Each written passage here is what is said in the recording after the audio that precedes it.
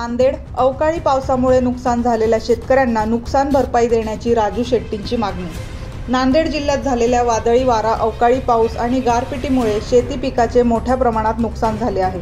गारपीट आणि वादळी वाऱ्यामुळे अर्धापूर तालुक्यातील केळी, आंबा यासह फळबागांचे प्रचंड नुकसान झाले आहे। अवकाळी पावसामुळे नुकसान झालेल्या शेतकऱ्यांना तात्काळ आर्थिक मदत देण्याची मागणी स्वाभिमानी शेतकरी संघटनेचे नेते राजू शेट्टी यांनी केली आहे। केळी, पपई यासारख्या नगदी पिकांना विम्याचे संरक्षण द्यावे। या पिकांना विम्याचे संरक्षण मिळाल्यास शेतकऱ्यांना याचा फायदा होऊ शकतो, असे राजू शेट्टी म्हणाले।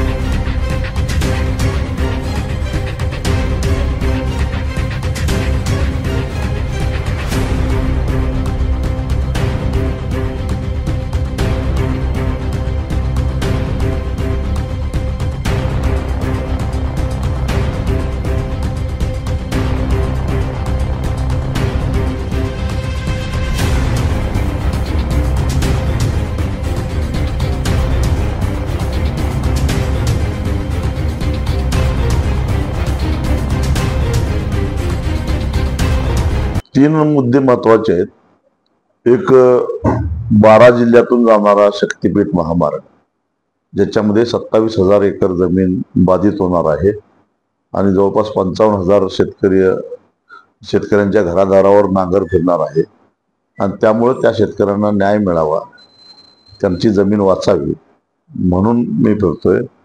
दुसरा मुद्दा, महायुतीनं विधानसभेच्या निवडणुकीच्या काळामध्ये शेतकऱ्यांचा सातबारा कोरा करण्याचं आश्वासन दिलं होतं। जाहीरनाम्यामध्ये तसं आश्वासन दिलेलं होतं, पण प्रत्यक्षामध्ये आता सरकारनं घुमजाव केलेला आहे। शेतकऱ्यांना गंडवून त्यांची मतं घेतली, परंतु शब्द पाळायला तयार नाही। दुसरं एक आश्वासन त्यांनी जाहीरनाम्यातून दिलेलं होतं, ते म्हणजे शेतकऱ्याचा जो हमी भाव आहे केंद्र सरकारने जाहीर केलेला, त्याच्यावर 20% अनुदान आम्ही देऊ, तेही आश्वासन हवेत विरलं। पीक विम्याचे पैसे शेतकऱ्यांना मिळत नाहीत आणि त्यामुळे शेतकऱ्यांची अवस्था अत्यंत वाईट झालेली आहे। कालच केंद्रीय कृषी मंत्र्यांनी लोकसभेमध्ये सांगितलं की महाराष्ट्रामध्ये शेतकऱ्यांचं उत्पन्न हे शेतमजुरापेक्षाही कमी झालेलं आहे।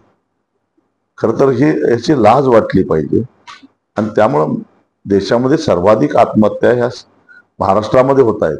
त्याचं कारण हेच आहे, 100 का 60 करना और बाप का नाम चलाना अशी अवस्था शेतकऱ्याची झालेली आहे। म्हणून या संदर्भात व्यापक जनजागृती करून राज्यकर्त्यांना याचा जाब शेतकऱ्यांनी विचारला पाहिजे। केवळ परिस्थितीला शरण जाऊन, परिस्थितीमुळे गांजून जाऊन आत्महत्या करण्यापेक्षा लढ्याला प्रवृत्त व्हावं, यासाठी माझा हा दौरा आहे। सातत्याने कृषी मंत्री शेतकऱ्याची तुलना ही भिकाऱ्याशी करतायत, याकडे खरं तर कृषी मंत्र्यांना थोडीशी काहीतरी लाज वाटली पाहिजे होती। आजकाल भिकारी सुद्धा 1 रुपया घेत नाही, पण तुम्हाला सरकारनं 1 रुपयाला विमा दिला, अशा प्रकारचं वक्तव्य करून एक प्रकारे शेतकऱ्याची थट्टाच केलेली, त्यांनी चेष्टा केलेली आहे। आणि एवढ्यावर हे मासे थांबले नाही तर शेतकरी कर्जमाफी करून घेतो आणि ते पैसे साखरपुड्यामध्ये उधळतो, अशा प्रकारचा बेछूट आरोप सुद्धा त्यांनी केलेला आहे। खरं तर अजितदादा पवार सारख्यांनी या कृषी मंत्र्यांना मंत्रिमंडळात का घेतलं, हा साऱ्या महाराष्ट्राला पडलेला प्रश्न आहे। त्यांनी आत्ता समज दिली, पण उशीर झाला।